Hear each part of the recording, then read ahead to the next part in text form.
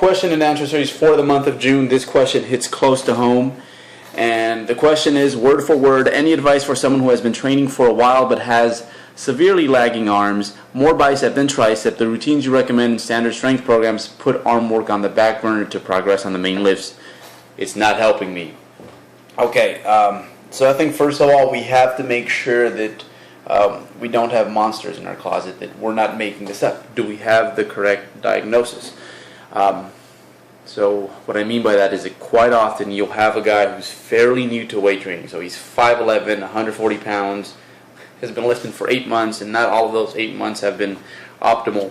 And he's focused on the fact that his abs don't look a certain way, or his chest isn't big enough, his arms aren't big enough.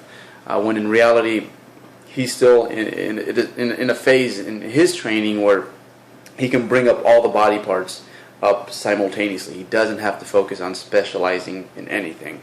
But I'm going to go ahead and assume that that's not your issue. One, because you obviously plan out your training, and you obviously stated that you've been doing this for a while. So I think when it comes to arms, and actually when it comes to any body part, quite often, and I'm sure you guys have seen this before, but people who have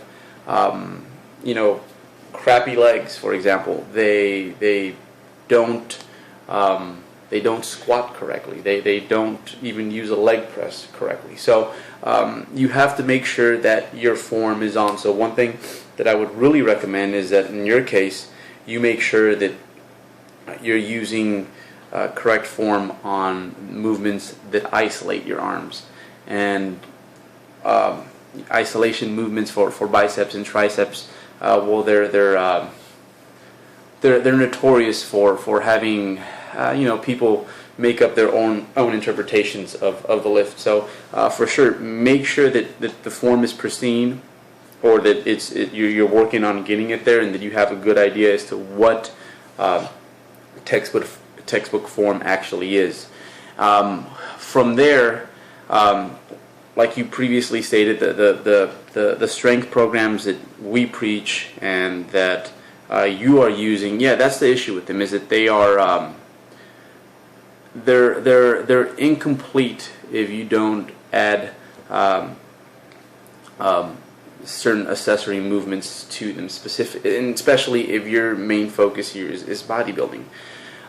So what I would, and you've already kind of experienced this at some point in our training, once we get out of that beginner phase, we're going to start, being able to distinguish once again what, genetic deficiencies we might have. So again, once you're out of that newbie phase, not when you're still that 5'11", 140 pound, 12% body fat beginner. But as you move on out of your beginner phase, that is when you're like, crap, okay, well, my arms are severely lagging. I have to do something about that. So in this case, what do? It's very simple, is you specialize. So just how you have these body parts that they're a bit more stubborn, most people have body parts that just kind of grow for no reason. In my case, it's my legs. My friend Lane Norton, as long as I can remember, I remember seeing pictures of dude at age 19 just hitting these front double biceps, and you just couldn't believe that a 19-year-old had arms that size. And the thing is, he still progresses every time he gets on stage when it comes to his arm development, even though he doesn't necessarily focus on them in his training anymore. So yeah, you're going to have to kind of back off the regions in your body that you're a little bit more gifted in, and give that volume over to the areas that need a bit more focus. And generally speaking, I like to focus on one task at a time. And this off season, in my case, I had two main things that I wanted to bring up.